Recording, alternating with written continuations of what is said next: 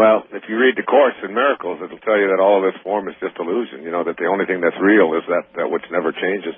It's really kind of a fun way to look at all of the form and the stuff of our lives and all of the boundaries and the material stuff that, that we get so imbued with. And just sort of almost step outside of your body and just become the witness to it. And the more you detach from it and just sort of watch it from sort of a pleasant point of view, it's a great way to eliminate, conflicts and stress even when you're watching television, you're watching the news and you see all the people trying to blow each other up and all of the killings and so on. Then you watch the local news and you see who stabbed who and who's trying to, rob who and so on. And then you go out into restaurants and so on. You see people arguing and then someone comes up to you and perhaps tries to, act in a way that might be semi-abusive or whatever, just even in a verbal way.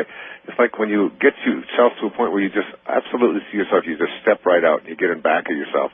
And you just sort of watch the whole thing. Ram Dass, my dear friend, used to call it, he said, this isn't really who I am. I really rent a Ram Dass, I'm, who I am is just watching this whole process just unfold and take place. And as you get free from that, then the stuff that shows up in your life, all of the stuff that you talk about getting addicted to and so on, it just becomes like this sort of illusion that's just passing through. It comes in, you watch it, you notice it, you live with it, you enjoy it, you pass it on, and you get a very free attitude for it. And the funniest part about all of that is that the more you are like that, the less important any of it becomes, and the more abundance starts to show up in your life as you're less and less attached to having to have it. You become the observer. You become the witness to your life. Speaking of Ram Dass, he tells a story one time of working on the emergency line, and then like a 911, only it was a suicide prevention line. And this woman was on the phone, and she was just frantic. She was just screaming and hollering and out of control, and my life is just a mess. I don't know what I'm going to do. And she's just so out of control. And finally, he stopped her. He said, hold it right there. I think her name was Sally. And he said, Sally, what I want you to do is tell me the person who picked up the telephone and who dialed 7 numbers in order to be able to get through, plus an area code, plus a 1, and waited online and waited for me to answer the phone. He said, I'd like you to put that person on the phone, rather than this person who here is in this state of panic, because she had to go through all of that. And it stopped her cold. It's like she realized there's another, there is a part of me that can watch and observe all of this and can be rational and can be sensible in the face of all of this stuff that I'm doing. At will, we have the capacity to be able to do this. We just think that the circumstances of our life dictate that.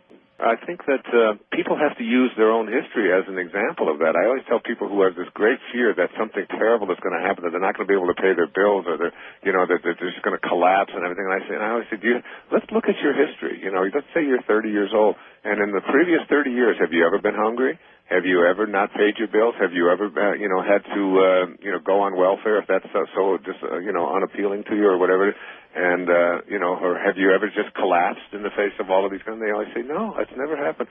I said, so here you've got 30 years of history or 50 years of history of never allowing any of these kind of things to happen, and suddenly you think, if you make this change or if you do that, that all of a sudden this brand new person is going to suddenly come moving into your life and everything's going to unravel, and you're going to, it's like there's a wonderful old line that says that I'm an old man and I've had many troubles, most of which have never happened. Prosperity is coming my way, that good things are coming my way. I know it's on its way. There's nothing at all for me to worry about or be concerned about, and I have every intention of connecting to that source which will allow all the great things that I would like to have for myself. It's on its way, rather than some terrible disaster is on its way, because that becomes your point of attraction, and you want to really shift your point of attraction to one of what you want rather than what you don't want. Be aware, everybody listening, be aware of when you are getting a certain kind of feedback, or you're reading a certain story, or somebody is telling you something.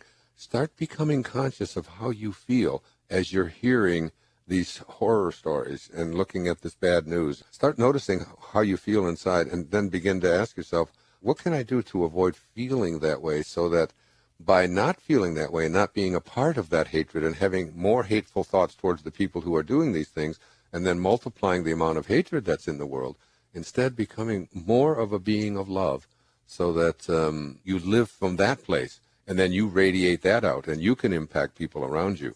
I used to do experiments when I would be in a grocery store, and I would see a frustrated mother, yelling at a baby, an infant, a 1-year-old or a 2-year-old who's doing something in the store, like going after the candy, and then you'll see sometimes a mother just losing it and slapping a child and so on.